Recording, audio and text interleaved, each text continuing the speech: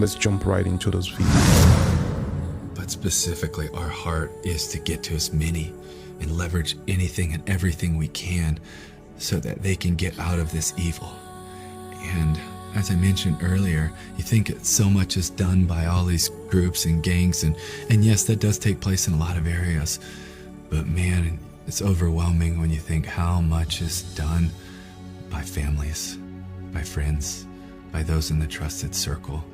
And especially when we talk about the fight against child and child, it's off the charts of what is being done in the families. And you know, it's the, if I want to say most disappointing, but maybe one of the most heartbreaking is, do you know the number one offender? Biological fathers. And it's not going to make your day, but I brought a map to share with you. Is this map? Every red dot on that. So first of all, that is a DOJ law enforcement map. It's called the red dot map. And this is over the last 30 days, and every red dot on that map is at least one unique IP address of individuals downloading, sharing, distributing child under the age of 12.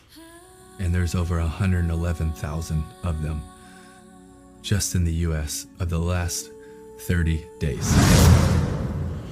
I don't know if you heard him right, but he said, just in case you didn't hear it, 11,000 IP address. And all these are children under the age of 12 within 30 days. And you know what's scary? I decided to, search a little bit more, and I realized that in 2022, the number of kids in the United States that were below the age of 12 was about 45 million, which I know from 2022 till now, it must have reduced, right?